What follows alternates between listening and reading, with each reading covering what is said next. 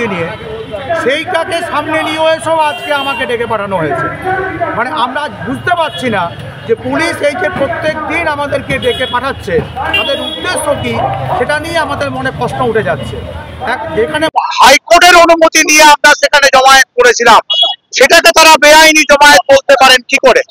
যাই হোক, আমরা সংবিধান মেনে চলা শান্তিপ্রিয় নাগরিক, শান্তিপূর্ণভাবে এতদিন আন্দোলন করেছি এবং গণতন্ত্রের প্রতিটি প্রতিষ্ঠানের সঙ্গে সহযোগিতা করেছি আজও। তাই আমাদের পুলিশ আমাদের ডেকে পাঠিয়েছে আমাদের কাছ থেকে কিছু কথা জানার জন্য। যেরকম কাগজ ওরা পাঠিয়েছেন তাদের সে কথাটা লেখা আছে, আমরা এসেছি। আমরা আমাদের কাছ থেকে কি জানতে চাইছেন আমরা তাদেরকে পরিষ্কার ভাষায় খোলা মনে সবকিছু জানাবো। এটাও জানাবো যে আন্দোলন করা আমাদের সংবিধান সম্মত গণতান্ত্রিক অধিকার। এই অধিকার আমরা আগামী দিনেও এই অধিকার আমরা প্রয়োগ করব। বিচার যতদিন না পাবো অভয়াদের উপর অত্যাচারের জন্য আমাদের শান্তিপূর্ণ গণতান্ত্রিক উপায়ে আন্দোলন চলবে। আজকে নিশ্চয়ই আপনারা দেখছেন তো, এই 1 মাস ধরে এখানে একাধিক চিকিৎসককে ডেকে পাঠানো হচ্ছে এবং চিকিৎসকদের সঙ্গে স্বাভাবিকভাবে তাদের সহযোদ্ধারাও এখানে থাকছেন। তো এই যে প্রত্যেক দিন 4 ঘন্টা 5 ঘন্টা ধরে চিকিৎসকরা এই থানার সামনে বসে আছেন, এই সময় তো তাদের রোগীরা তাদের পরিষেবা থেকে বঞ্চিত হচ্ছেন, তারা সরকারি বা বেসরকারি সমস্ত জায়গায়। তাই আজকে আমরা ঠিক করেছি যে আমাদের যারা রোগী, যারা আমাদের সঙ্গে আমাদের পরিষেবা নিতে চান, আমরা তাদের জন্য এইখানে বসেই আমরা পরিষেবা দেবো। আমাদের সহযোদ্ধারা আমাদের এই মেডিকেল ক্যাম্প চালিয়ে যাবেন এবং আমরা যারা থানার ভিতরে যাচ্ছি সেখানে ভিতরে যাওয়ার আগে এবং পরে আমরা এই মেডিকেল ক্যাম্পে আমাদের সহনাগরিকদের শারীরিক যে অসুবিধাগুলি সেগুলির পরীক্ষা নিরীক্ষা। আজকে এখনো আমরা কালকে দুপুর পর্যন্ত জানতাম যে 2 জন সিনিয়র চিকিৎসক, 1 জন জুনিয়র। সন্ধ্যেবেলায় জানলাম আরেকজন যুক্ত হলেন, আজকে দুপুরে জানলাম আরেকজন যুক্ত হলেন। কতজন, মানে আপনি যদি এখনো জিজ্ঞেস করেন আমি জানি না এই মুহূর্তে আরো কারো হাতে সমন এসে পৌঁছেছে কিনা। ঘন্টায় ঘন্টায় চিকিৎসকদের সমন পাঠানো হচ্ছে। এটা কি পুলিশের হ্যারাসমেন্ট বলে মনে করছেন? না, অন্য কি অর্থ হতে পারে? এতদিনের আগেকার শান্তিপূর্ণ গণতান্ত্রিক আন্দোলন, যে আন্দোলন নিয়ে কোনো নাগরিক কোথাও কোনো অভিযোগ করেনি, সেই কথাগুলিকে এতদিন পরে তারা তুলে এনে যেভাবে ডেকে পাঠাচ্ছেন, আপনারা শুনলে আশ্চর্য হবেন। এই কেসগুলির অনেকগুলি কলকাতা পুলিশের ওয়েবসাইটে আপলোডেড হয়। আমরা এই সমস্ত প্রশ্নগুলো নিয়ে পরবর্তীকালে চিন্তা ভাবনা করব।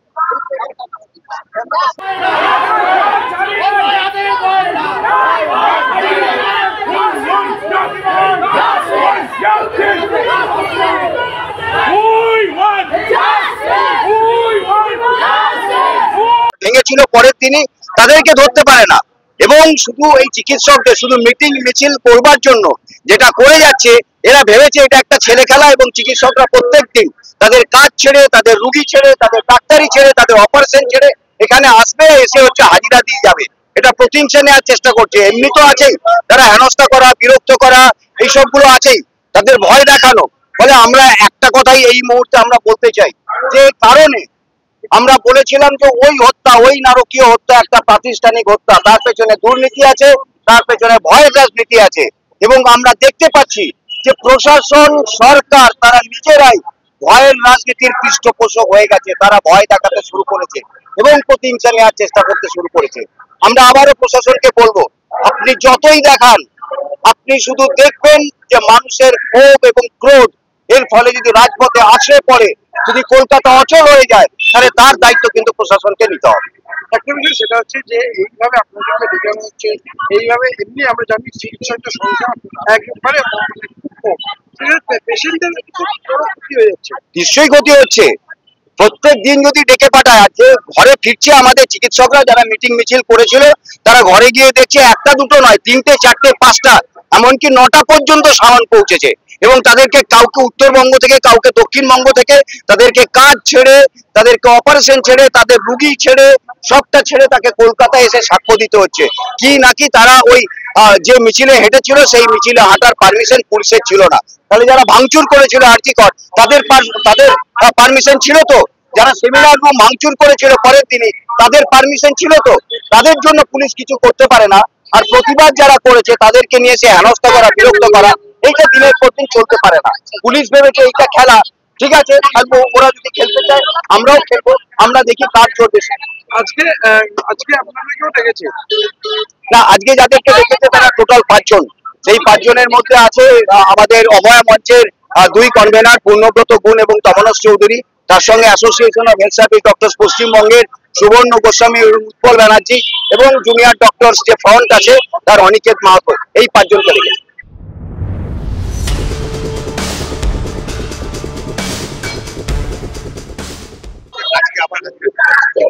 দেখুন, গত 3 তারিখে যখন পুলিশ ডেকেছিল বউবাজার থানা, গত বছর পঞ্চমীর দিনে ছুটির দিনে একটা মিছিলের জন্য, সেই মিছিলের আয়োজক আমরা ছিলাম না, বেসরকারি চিকিৎসকরা আয়োজন করেছিলেন অভয়ার খুন ধর্ষণের প্রতিবাদে। এবং সেই মিছিল সেন্ট্রাল এভিনিউ হচ্ছে যে একটা লেনের অর্ধেক জুড়ে হচ্ছে যে গেছিল, ধর্মতলা পুলিশ সঙ্গে ছিল এবং বাকি অর্ধেকটা দিয়ে গাড়ি চলাচল করেছিল। সেই মিছিলে নাকি হচ্ছে জনগণের অসুবিধা হয়েছে বলে তারা মামলা করেছেন, তারা ডেকে পাঠিয়েছিলেন। 3 তারিখেই বলেছিলাম যে যদি ডাকতে হয়, আমি দার্জিলিং এ চাকরি করি, তাহলে আবার যদি আমাকে ডাকতে হয় আপনারা সাক্ষী যদি দরকার হয় তা ডাকবেন, ফিজিক্যালি ডাকবেন না, ভিডিও কনফারেন্সিং করে নেবেন। ই গভর্নেন্সে কথা বলে সরকার, ই অফিসে কথা বলে, তাহলে কেন ভিডিও কনফারেন্সিং হবে না? আবার 10 দিনের মাথায় আবার ডাকলো, আসলে সমাজ বিরোধীদের বার্তা দিতে চাইছে। এক তো হচ্ছে রাজ্যে, দেখুন আমাদের রাজ্যে এত এই যে খুন দর্শন, অভয়ের খুন দর্শন হতো, সেখানে এই সন্দীপ ঘোষ, অভিজিৎ মন্ডল, তারা কানারসি, রাজ্য পুলিশ কোনোদিন ডেকেছে? ডাকেনি। যাদেরকে মৃতদেহের চারপাশে ঘুরে বেড়াতে দেখা গেল, তথ্য প্রমাণ লোপাট করতে দেখা গেল, সুশান্ত রায়, অভিক দে, বিরূপাক্ষ বিশ্বাস, তাপস চক্রবর্তী, তাদেরকে কোনোদিন ডাকলো না। যাদের খাতের তলায় নোটের বান্ডিল জমছে, পার্থ চ্যাটার্জি থেকে শুরু করে জীবন কৃষ্ণ সাহা, যারা চাকরি বেচছে, কয়লা বেচছে, রাজ্যের সবকিছু বেচে দিচ্ছে, তাদেরকে কাউকে কিন্তু রাজ্য পুলিশ কখনো কোনো সামিল করে রাখে না। আর চিকিৎসক আমরা যারা একটা খুন ধর্ষণের ঘটনার প্রতিবাদ করেছি, তাদেরকে হচ্ছে যে বারবার ডেকে হয়রান করছে রাজ্য সরকার। আসলে ক্রিমিনালদের বার্তা দিতে চাইছে যে শুধু আমরা, আমাদের প্রশাসন তোমাদের ঢাল হয়ে দাঁড়াতেই চাইছে না, আমাদের হচ্ছে যে প্রশাসন তোমাদের বিরুদ্ধে যারা কথা বলছে তাদেরকেও রেয়াত করছে না, তাদেরকেও বারবার আমরা থানায় ডেকে হয়রান করছি, যাতে ভবিষ্যতে কেউ আওয়াজ না পায় তোমাদের বিরুদ্ধে।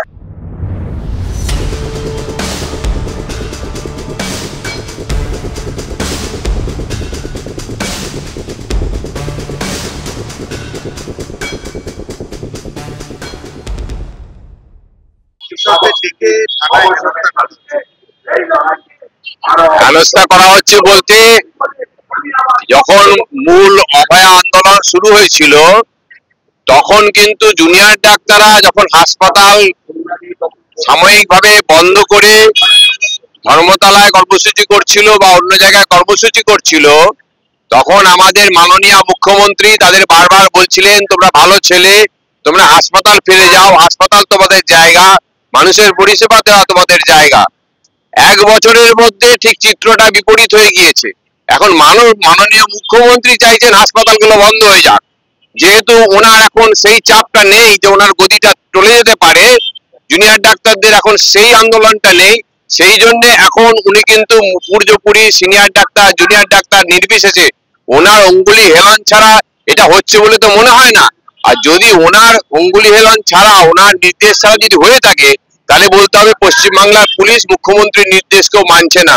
মুখ্যমন্ত্রী পরিষ্কার বলেছিলেন চিকিৎসকদের কাজ হচ্ছে হাসপাতাল চালানো, তাহলে হয় কলকাতা পুলিশ ওনার নির্দেশ মানছে না, অথবা এই 1 বছরের মধ্যে উনি একটা বিরাট ডিগবাজি দিলেন, ডিগবাজিতে উনি ওস্তাদ, এটা আমরা জানি, কিন্তু তাতে যে মানুষের পরিষেবা, ডাক্তারবাবুদের কাজ হয়েছে, আমাদের যারা আন্দোলনের সাথীদের দিকে ফেলে তো কেউ যেতে পারবে না। উনি ওনার সঙ্গী আজকে একবার এই দলকে নিচ্ছেন, কালকে আবার ওই দলকে নিচ্ছেন, সঙ্গে ছাড়তে পারেন বড় রাজনীতিবিদ, কিন্তু আমরা আমাদের সাথীদের ফেলে যেতে পারি না। সেই জন্য যখনই যে কোনো দিনই সমন ডাকলে সমস্ত ডাক্তারবাবুরা এখানে আসছেন, তাদেরকে আসতে হচ্ছে পাশে দাঁড়ানোর জন্য। হাসপাতাল পরিষেবা, সাধারণ মানুষের চিকিৎসা পরিষেবা এতে বিঘ্নিত হচ্ছে। আমরা তাই আজকে এখানে স্বাস্থ্য পরীক্ষা শিবিরেরও ডাক দিয়েছিলাম যে পুলিশ যে মানে পুলিশের মেরুদণ্ড বেঁকে গেছে, ঘাড়ে ব্যথা হচ্ছে ঝুঁকে ঝুঁকে, যে সবসময় মাথা নত করে থাকতে হচ্ছে এবং চটি চাটতে চাটতে চটিতে জিভে ঘা হয়ে গেছে, তাদেরকে দেখার জন্য আমরা এখানে স্বাস্থ্য পরীক্ষা শিবিরও করেছি। সুতরাং এই পশ্চিমবাংলার যা বর্তমান পরিস্থিতি, এই নিরিখে দাঁড়িয়ে আপামর জনসাধারণের প্রতিবাদ ছাড়া এই পরিস্থিতি পরিবর্তন হবে না। আর পরিস্থিতির পরিবর্তন না হলে কোনো দোষী শাস্তি পাবে না। দোষীদের শাস্তির স্বার্থে সামগ্রিক এই পশ্চিমবাংলার একটা বড় পরিবর্তন দরকার।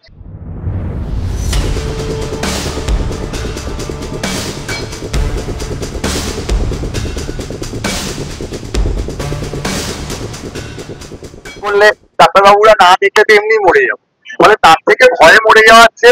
এখানে একবার এসে ডাক্তারবাবুরা দেখে যদি বেঁচে থাকার একটু সুযোগ পাওয়া যায়, আপনারা যেভাবে চেষ্টা করছেন, আমার মনে হয় আপনারা তো ভুল কিছু করছেন না। আমাদের আন্দোলন গণতান্ত্রিক পথে আপনারা যেভাবে করছেন তার পাশে না থাকার একদমই কারণ নেই। আমার আজকে একটা যাদবপুরে পড়াশোনার কাজ ছিল, তো ফেরার পথে এখান দিয়ে যেতে গিয়ে মনে হলো আজকে এখান থেকে এড়িয়ে যাওয়াটা, যেটা আমি সারাক্ষণই করে থাকি ব্যক্তিগতভাবে, যে লুকিয়ে থাকা, পালিয়ে যাওয়া, সেখান থেকে মনে হলো এতটা পালিয়ে যাওয়া নিজের কাছেই আয়নায় দেখে খুব লজ্জা করলো আর কি। তাই ভয়ে ভয়ে চলে এসেছি। আর আমাদের যে পুলিশ বন্ধুরা আছেন তারাও ভালো পরীক্ষায় পাস করে IAS IPS যারা আছেন তারাও ডাক্তারবাবুদের মতোই পড়াশোনায় ভালো। সুতরাং এই সমাজের যে মেধাবী মানুষরা, মেধাবী মানেই সবাই ভালো এমন নয়, কিন্তু মেধাবী মানুষরা এবং যারা একটা ভালো পদের দিকে থাকেন, আমার মনে হয় আমাদের এই পুলিশ বন্ধুরাও আমাদের এই কথাগুলো বুঝবেন এবং সবাই মিলে আমরা তো একটা নতুন সমাজের স্বপ্ন, নতুন পশ্চিমবঙ্গের স্বপ্ন, ভালো একটা সমাজের স্বপ্ন, যে রাজনৈতিক দলই থাকুন না কেন। ফলে আমার মনে হয় যে এই আন্দোলনগুলো একটা সঠিক পথে, আমাদের মধ্যবিত্ত মেধাবী বুদ্ধিজীবী বাঙালির যে আন্দোলন, যে ভাবনা, সেই ভাবনাটাকে এড়িয়ে গিয়ে লুকিয়ে থেকে থাকতে পারলে বড্ড ভালো হতো। আমি সেভাবেই থাকতে চাই, কিন্তু পরিস্থিতি এমন জায়গায় দাঁড় করালো যে বাধ্য হয়ে চলে এলাম। জানি না এরপরে কোনো বিপদ হবে কিনা, তবে হলে তো আমার সেই চিকিৎসার জন্য ডাক্তারবাবুদের কাছে আসতে হবে। ধন্যবাদ। আজকে আমরা এসেছি হেয়ার স্ট্রিট থানায়।